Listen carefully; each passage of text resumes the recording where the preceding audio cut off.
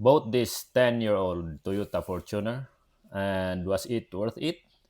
Welcome to Carl Garage. So ayun nga, I bought this 10-year-old Fortuner, and honestly, hindi ko talaga ini-expect yung experience ko dito. So if you're planning to buy one, bro, panoorin mo muna to hanggang dulo. What's up guys? Welcome back to Carl Garage. Today, pag-uusapan natin itong 2016 Toyota Fortuner Automatic. Isa sa pinakasikat na SUV dito sa Pilipinas. Like kahit saan ka tumingin, subdivision, highway, bundok, may Fortuner kang makikita. But the real question is, sulit pa ba siya ngayong 2026? Let's be honest, most people buy the Fortuner because of one thing, reputation. Alam naman natin yan, matibay, mataas, and it looks like kaya niyang dumaan kahit saan mo dalhin. Parang kahit baha, rough road o long drive, hindi ka kakabahan.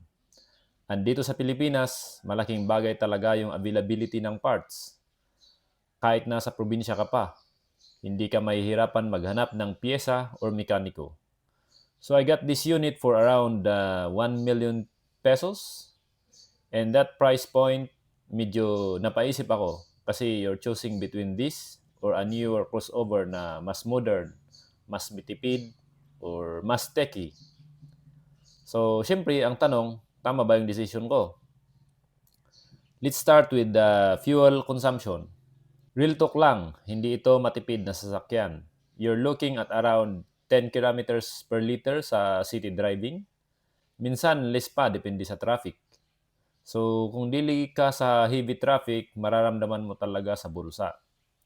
Now, sa driving experience, comfortable naman siya, mataas ang view, commanding yung driving position, parang ikaw yung hari ng kalsada.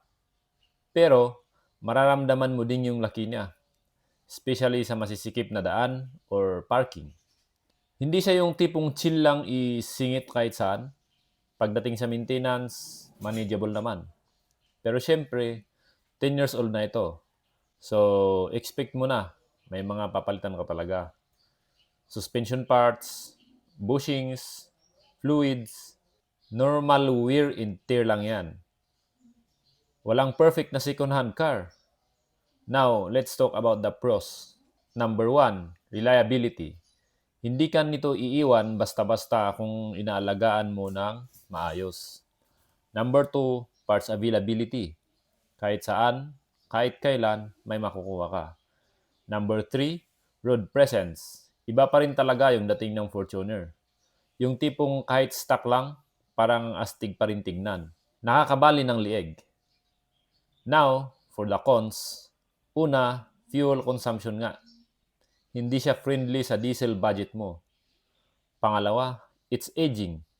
Kahit anong linis mo, kahit anong detail, mararamdaman mo na hindi na siya brand new. Pangatlo, price. Minsan, parang nagbabayad ka talaga sa pangalan, sa badge ng Fortuner. At this price range, marami ka ng options. You can go for a Montero or even an Everest. Mas modern, mas loaded sa features. Pero, the Fortuner still stands strong pagdating sa resale value at reliability reputation. So was it worth it? For me, if ang hanap mo is reliable, no-nonsense SUV na pwede mong gamitin araw-araw without worrying too much, yes, worth it siya.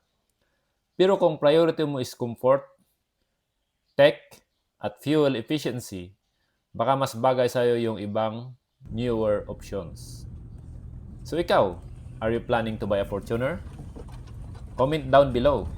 Tulungan kita mag-decide based sa budget at needs mo.